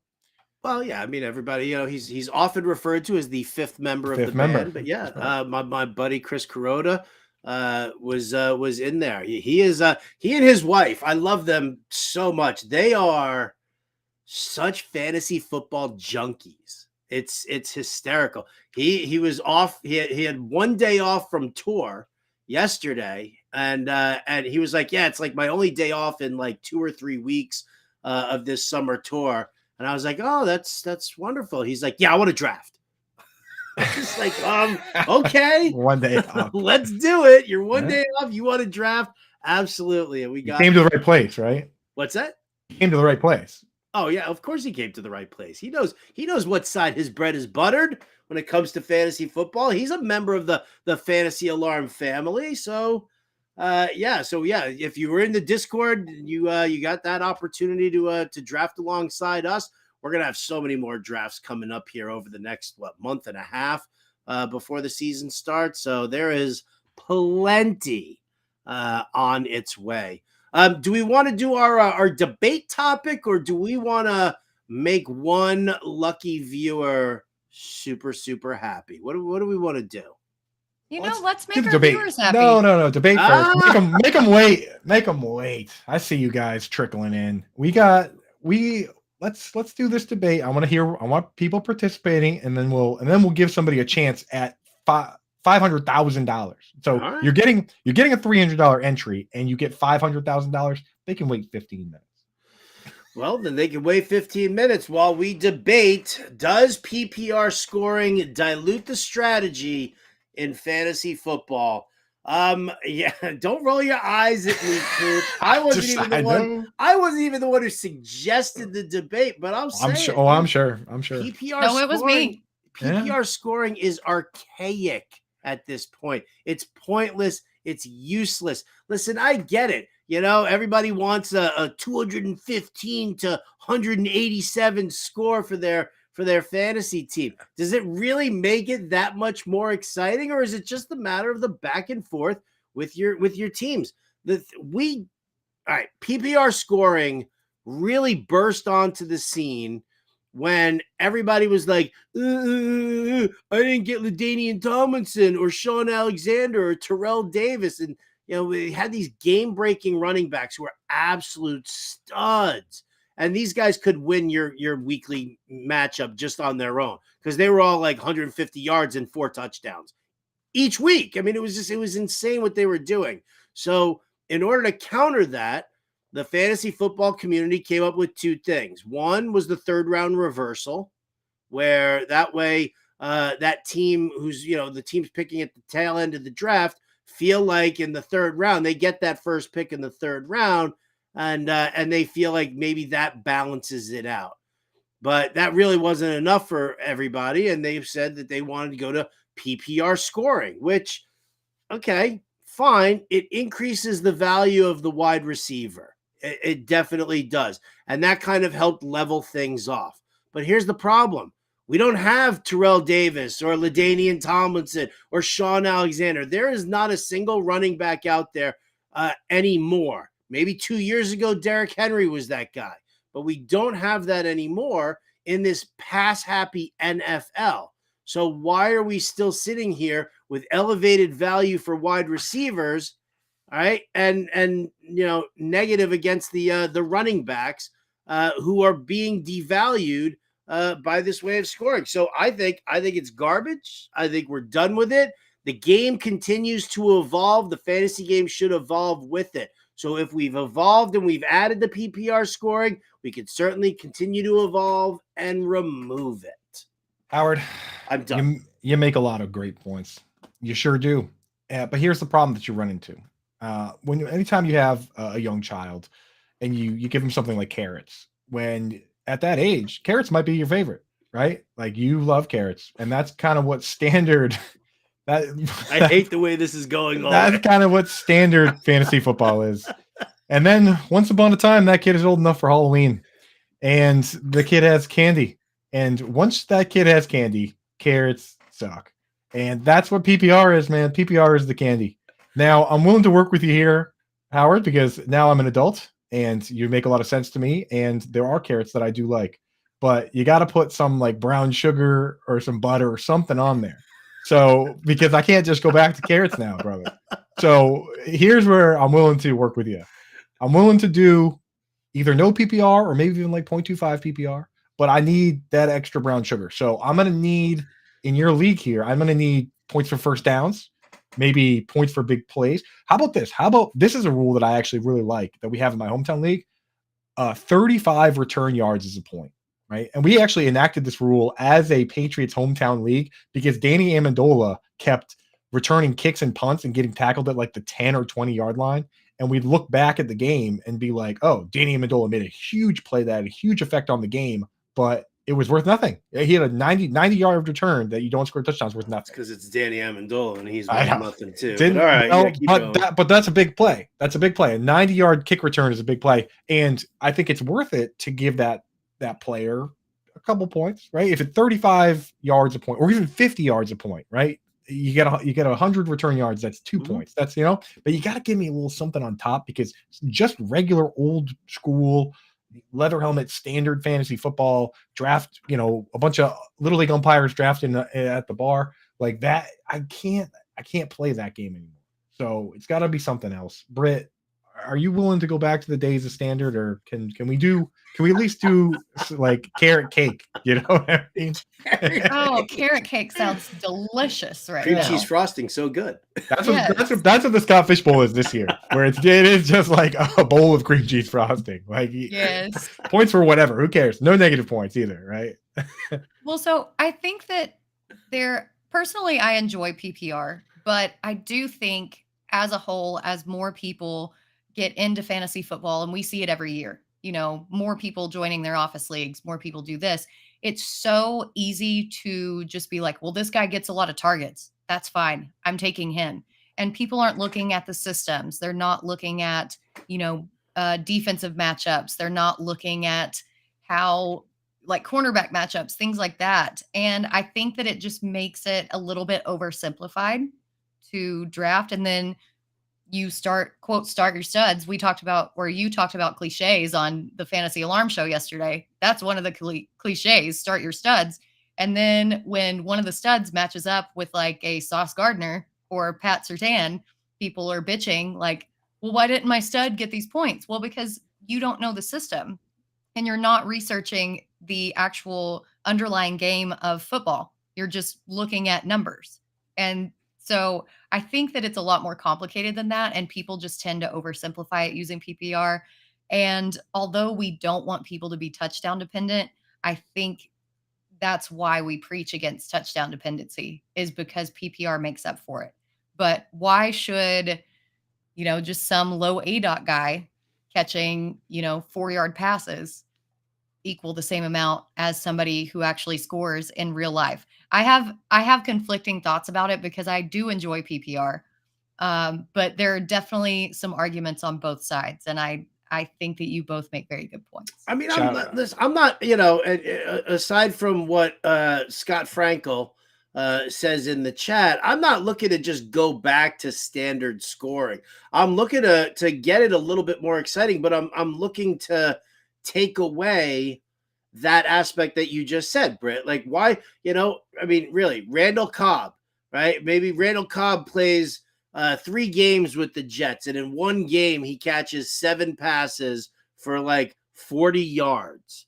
And all of a sudden, like that dude, that's worth 11 points there. What happens? You get a running back who rushes for 100 yards in a league with no bonuses, and he doesn't get into the end zone, and Randall Cobb is more valuable than that guy. Like, that's the problem that I have. And, and somebody said, Mr. Scampers is in there. What's up, kitty cat? Talking about half-point PPR. And yeah, okay. I mean, it's a decent compromise, but I would rather take away the PPR aspect completely and do things like what Coop was suggesting, points for first downs, or something like that. That just it makes players, it increases the value of certain players at certain positions, but without just going over the top, especially because the NFL is so pass happy right now. I'll tell that's why we got to do my eye test league, bro, where I watch all the games. All right. And some dude does a spin move. I'm like, oh yeah, dude, that's like at least 7 points right there. Right. Or like a like a hurdle. There's a hurdle. And you're just like, yeah. You look around the room and everybody like, what do you think? Like 11 points for that? Yeah, for sure. That was super cool, bro. Super cool, dude. There maybe should what about a league with points for broken tackles and stuff? Now we're getting. Well, but the problem is that now you have to go in and kind of figure out who's collecting all of that data. That's Scott Fish's job. We would be back dude. to the Hey Scott, if you're watching, Coop's got some work. Fix it. Yeah, he'll figure out whether it's fair or not, and then Ryan McDowell will collect all the data. It's all figured out, dude. Those guys, the Jordan Loop will make the avatars. It's all taken care of. Don't worry about that part. Our job is to run the eye test committee. I think that's the hardest job. Yeah, I mean, yeah, we're in charge of everything. What we say goes. This is our show. What we say goes. I would have a problem though being in Coop's eye test league, because it sounds like you have to be in the room with him when scoring goes on. Well, if you want your players to get fair points, then yeah, you're gonna want to be part of those arguments, and there would be quite a few arguments in that league, I imagine. Join the premium Discord and debate Coop's eye test. Yeah, yeah. Good luck, dude. That's Find me on @CoopAFiasco. That's where I do my debating. Unbelievable. Eye test league. So I mean, listen, people in the chat, they're all Better Boss says he likes the point per first down. Pass interference has to be incorporated. No, it doesn't. I've got a lot of that, because that makes me so mad when pass interference gets called on a deep play, and that the guy would have had it, and then they get moved up, and then a running back just takes it and completely vultures everything. I think that would be very interesting to incorporate pass interference. Yet another reason why Howard drafted Josh Jacobs last year all the time, because how many times have we seen Devontae Adams get stopped inside the 5? Or Amon-Ra St. Brown. In my eye test league, interference there. In my eye test league, vulture touchdowns would not count. Jamal Williams would have had 3 touchdowns. Jalen Hurts would have had 1.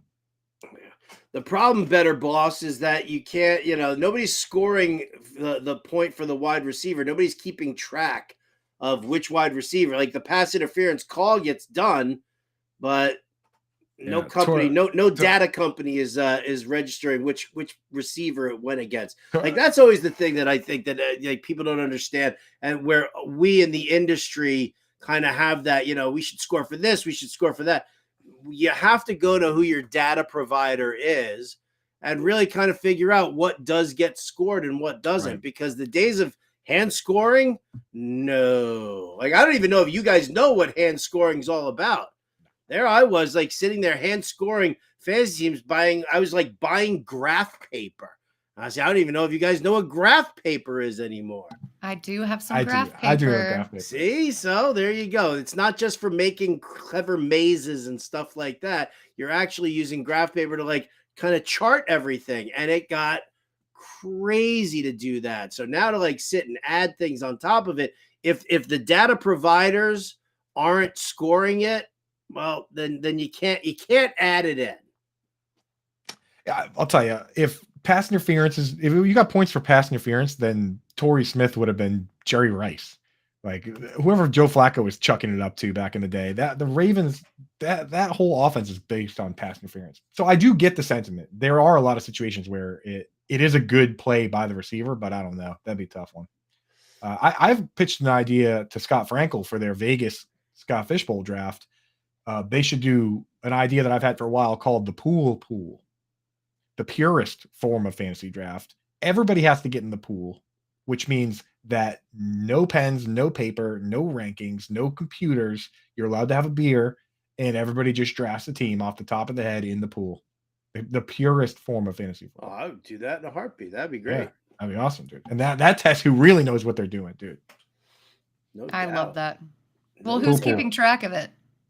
Is it do we have an independent guy keeping track of it? Yeah, like one outside dude the who's just pool? like, sitting at the side of the pool with his feet dipped in there, and he's just writing down names. Nope. Afterwards, everyone just argues over who they got. You're like, I got Tony. I had Tony Pollard.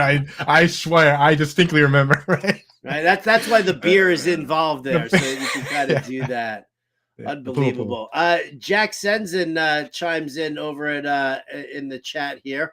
How do you feel about the SFB 13 no negative point system? I mean, I'm all for positivity, so I'm okay with that. It's for this league, it's awesome. I wouldn't do it in my hometown league though, because you got to have control. You have to have some sort of, there have to be rules, right? Like, but in the Scott Fish Bowl where the rules are off and it's all fun and charity and positivity and craziness, whatever he says goes. It's our job to figure it out. Yeah, I'm super stoked about it. I love the no negative points, and I especially love the inflated kickers, because how is that going to play into, your round 17 to 22 just dart throws versus some people who are actually out there every single game? I think that's going to be so super fun. Yeah, it's going to be great. I like it. All right. Well, there's the discussion. Now we know that we don't let Coop set up the staff league. Somebody else has to do it.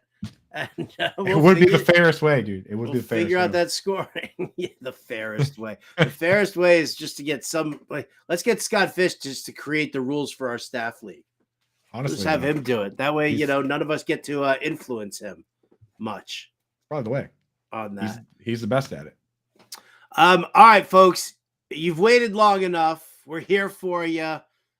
We've announced it earlier in the show here. We're giving away one entry here to the fantasy championships at rtsports.com.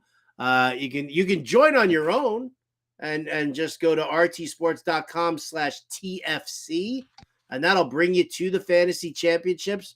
I would personally suggest you go to rtsports.com/alarm and use the promo code alarm23 and get a little match deposit up to $200 before you sign up for the fantasy championships. But here we go.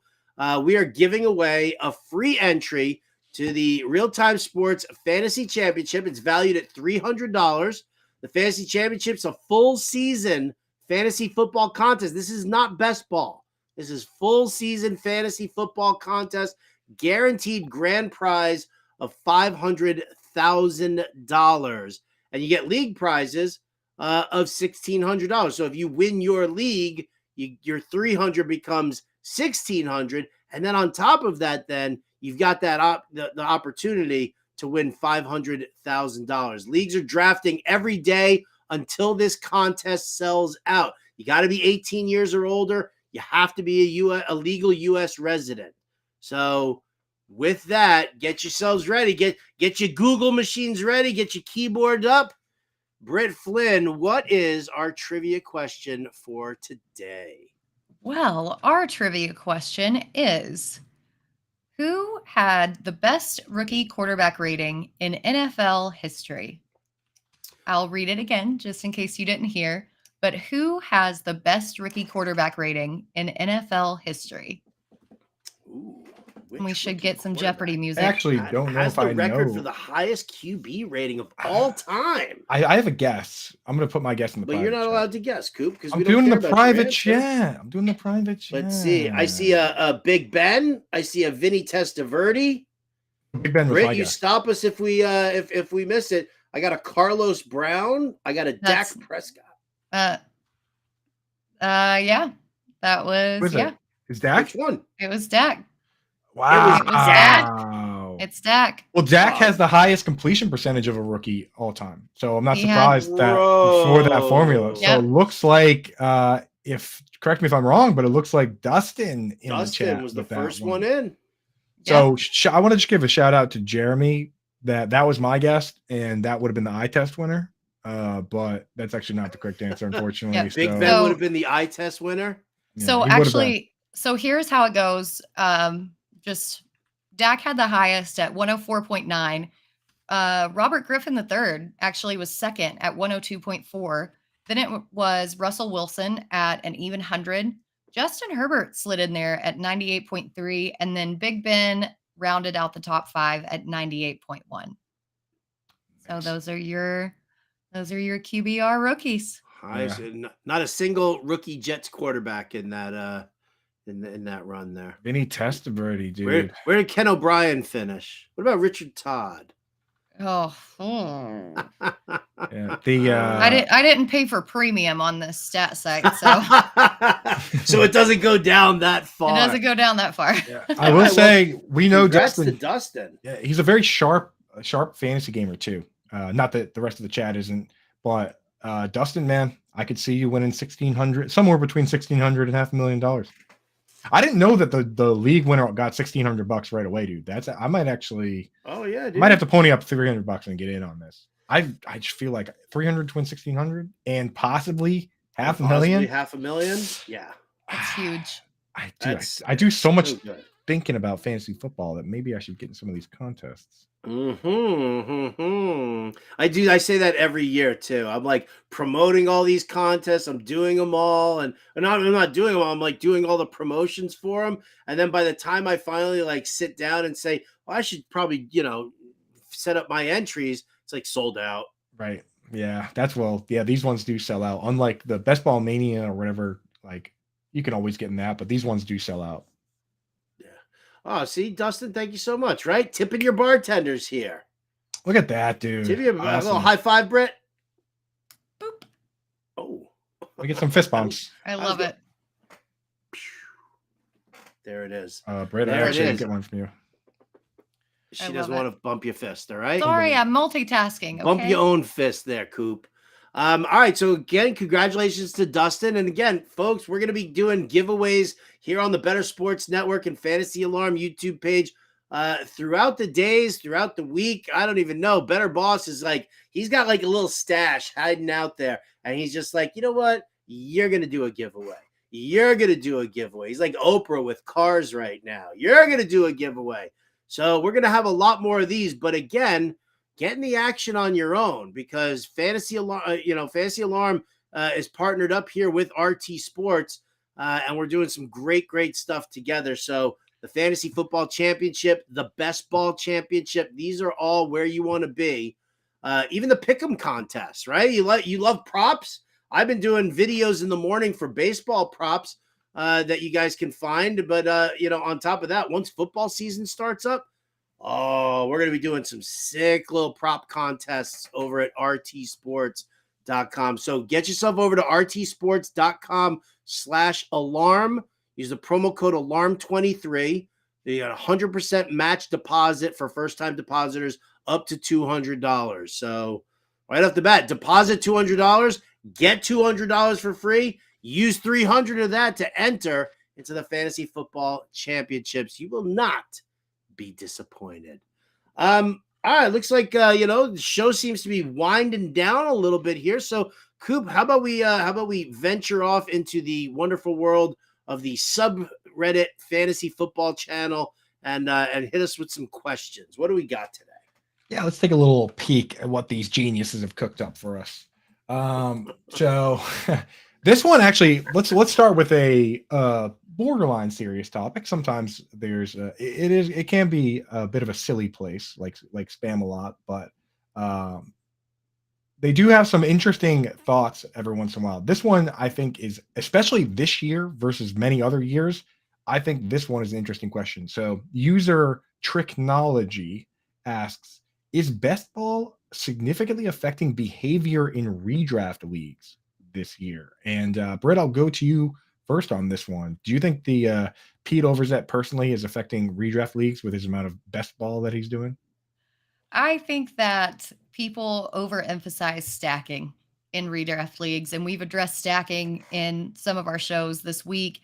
I think that people don't realize that in a regular redraft league, when you have to set your lineup every single week, that it's kind of a liability having somebody in your starting lineup with the potential to get hurt, whether it be the quarterback or the wide receiver.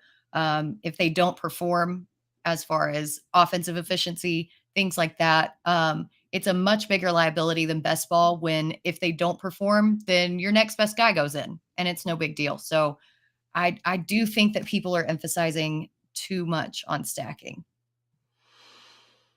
I definitely think people are doing way too much stacking in regular leagues. And I think, yeah, best ball, that's the thing. Like, there are different strategies. And this is why I've always sat there, and I saw Scott Frankel make the comment that he misses the mock draft army. I miss the mock draft army.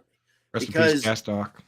What's that? I said rest in peace to Andy Spiteri, the gas doc, man. Absolutely, he was man. A huge part of the whenever I hear mock draft, I think of the gas doc, man.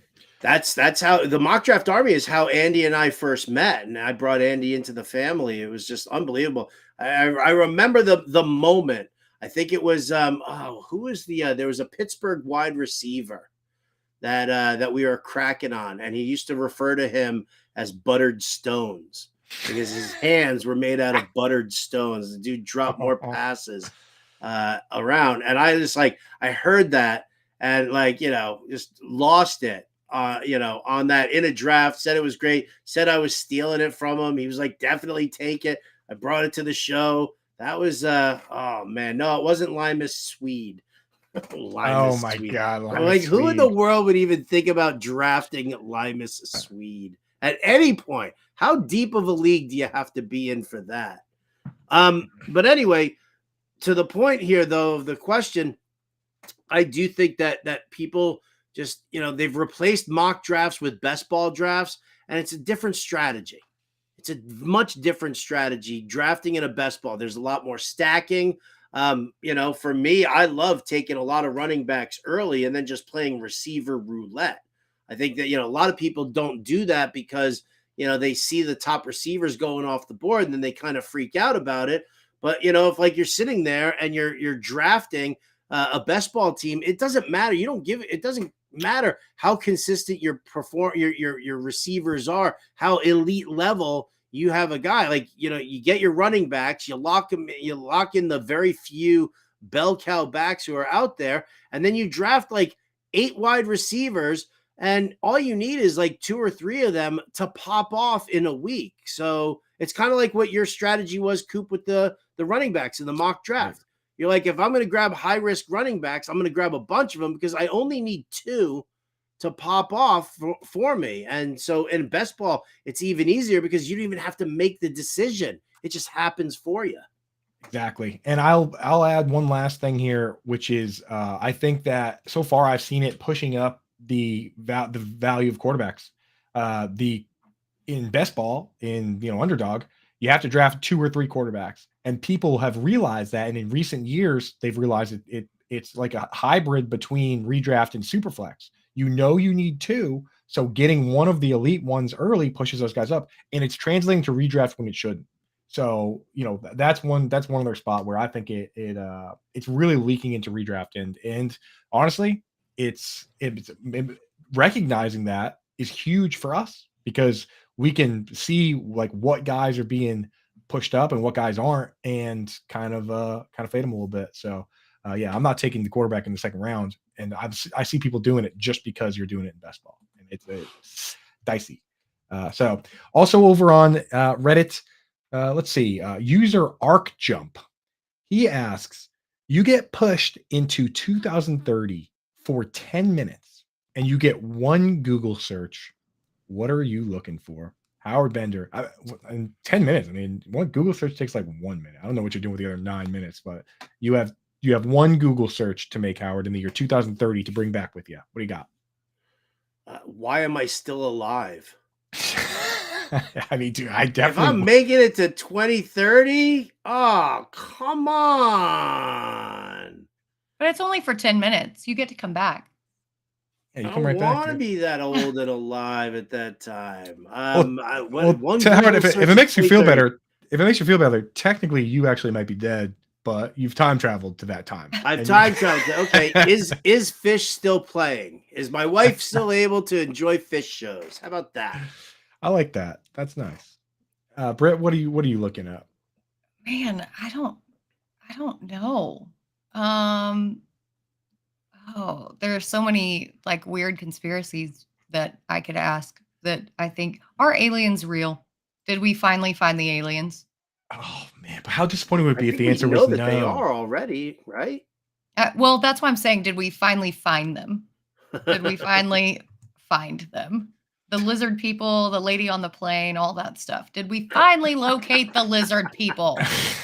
Dude, I imagine that's probably what you've been Googling like last night, drinking a couple, just like, what? You got one, Howard?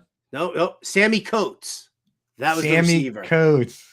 Yes. That was the Howard, receiver. Howard gets to go to the future. He's got 10 minutes to Google, and he's searching for Sammy Coates. I did. That was what I was doing. I was like, you're like talking about the Google search. I'm like, buh, buh, buh, buh, buh. I Googled Andy Spiteri fantasy football perfect game. It was a beautiful article that he wrote when he was first diagnosed with pancreatic cancer.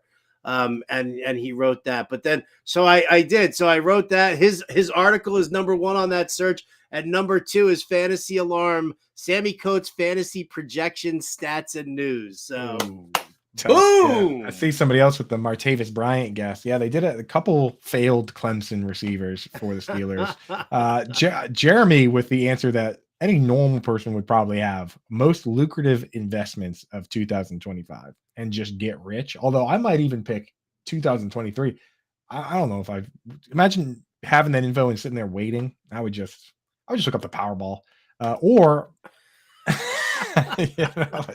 and that, my friends, is how he got the ability to time travel. Right? Yeah. Oh, dude, now that I think of it, that's an interesting theory. What if the lottery is just a government created thing to catch time travelers?